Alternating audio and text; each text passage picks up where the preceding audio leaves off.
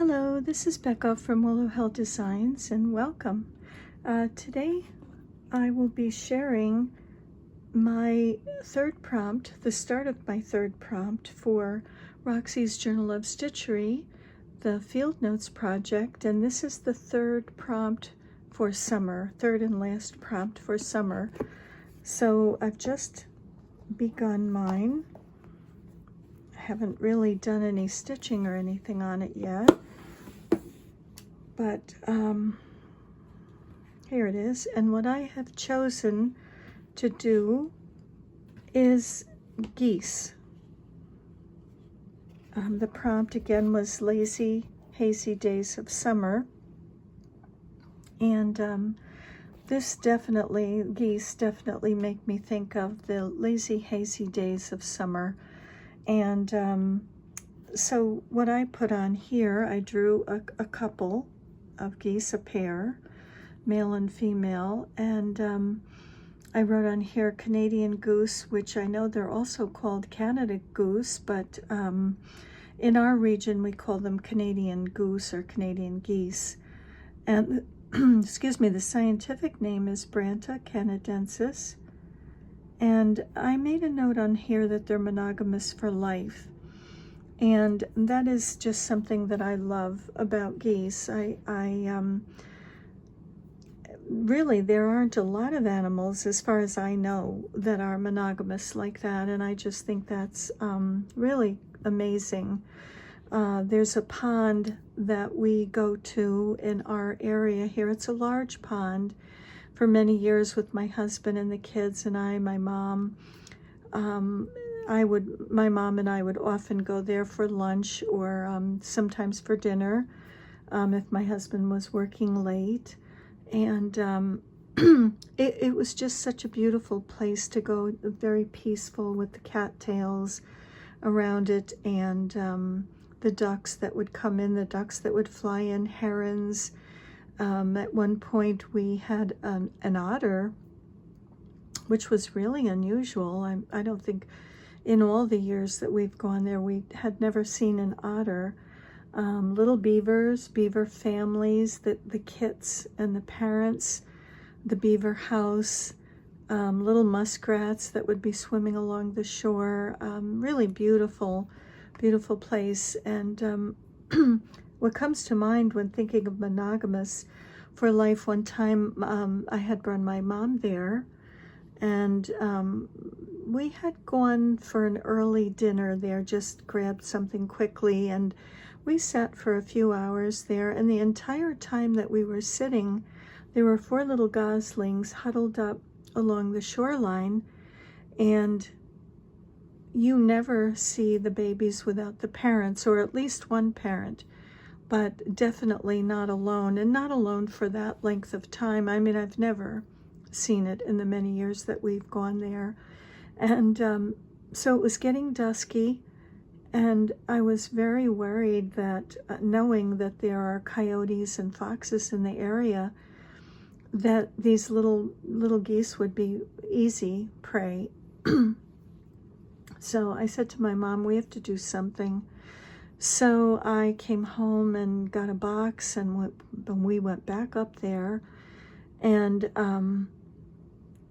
miraculously we got these little geese in the box with no problem whatsoever. They just went in, and the next day my husband and I took them to a wildlife rehabilitator that we've used before, and she has an apiary, a large apiary, and aviary.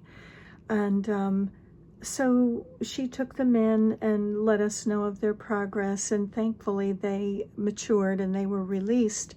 So that was a nice conclusion to whatever happened to those poor little geese. But I definitely think of geese when thinking of the lazy, hazy days of summer. And I also wrote on here cattails, genus Typha bulrush, because along the pond, all along the pond, growing along the pond, there were lots of cattails that you would see. And actually the beaver would come and they would dive down, and then they would dig up the little, I don't know if they're tubers or rhizomes or whatever, or just the base of the cattail, but you could see them swimming away with them. It was a white something in their, you know, tubular something in their mouth, and they would swim away. And sometimes they'd sit on their little beaver house and eat it, or sometimes they would actually take it down and bring it evidently into their little storeroom there.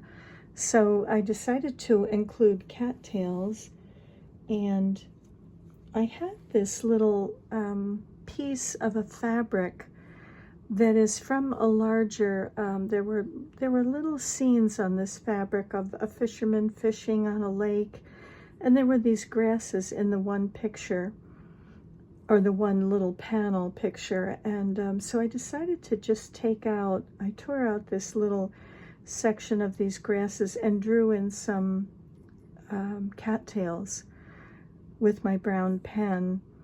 And I thought that that would be very appropriate here, because we did always see cattails along the perimeter of this pond. And let's see, I had to cut off the top of this picture because there was a reflection of some dark pine tree, the dark reflection of pine trees in a portion of this picture. And I didn't really want the pine trees in there, so I cut that off, and then I took this little piece of fabric that is actually the same as this fabric, which has a green mottle to it. I don't know that you can see it, but it is a mottled fabric. So I just took that. This was a little piece of fabric that I had done some swatches with my Derwent watercolor pencils. So I thought that might be something interesting. So I just cut that, or tore that out, and I just continued the cattails going above and into this other little piece of fabric with this little color swatch on it. So I thought that that might be something interesting. And I also had this other little swatch from my Derwent watercolor pencils. And so I thought I would include that too, to just add a little something to this picture. And let's see, what else? And oh, I have a couple of pieces of script fabric. And what I decided to do there was, in my little journal here, this page will sit next to the Luna Moth page. So I was thinking it might be nice to kind of put this text opposite that, just so that it looks like it's kind of continuing across the page. And so I thought I'll position that there. And I have another piece of, let's see, where's my page? Here it is. And I have another piece of text fabric that I thought I might add up here as well, just to kind of, you know, add a little extra bit of interest to this. And okay, let's see, and we can pin these on, I guess. I'll invisible stitch all of these down. Let's see. I want that in the right spot. Put that there. And this here. And I have another little piece of text fabric that I think I lost. Well, it was here. There's another little piece that, is it under here? No. Is it under any of these? Oh, it's stuck to this one. Let's take that off. This is another tiny little piece of text fabric that I just loved. And so I think I'll probably add that there at the bottom. And so now for the geese, I will do some stitching on the geese. I'll do, let's see, I can bring that a little bit closer.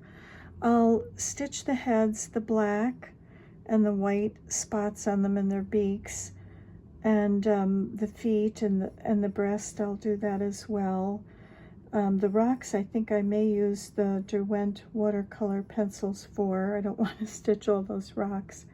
But for their feathers, which seemed like a lot of kind of intensive stitching, I thought I have this fabric, and I thought this was kind of interesting, of cats. I used a big portion for a project bag, but I was thinking, isn't this interesting? This could look like feathers down the back of a goose. There's different little interesting pieces on here that I could probably use for the goose. Yeah, I just happened upon this fabric, but I thought this is really great. I can use this. Even this or this, a portion of this might, because the feathers on the back of a goose does kind of go in a sort of a semicircular pattern, and I didn't want to do all that stitching like here. I didn't add any marks in here because I'll fill that in and here, and I might do some on this back. And so I cut out a few pieces of this fabric from the cats, and I was thinking that I would utilize this for these hard parts of the bird's wings, and maybe they would look like the feathers on the goose's back. So I don't know, I'm thinking of doing that, but so that may work out. But isn't it interesting how a cat fabric could possibly be used, especially this. I'll definitely harvest pieces out of that for this, if it does seem to work. Isn't that interesting, though, to use a cat fabric? Look at all the different types of cats. Aren't they cute? So I think that's my plan so far. That's what I am hoping to do and accomplish.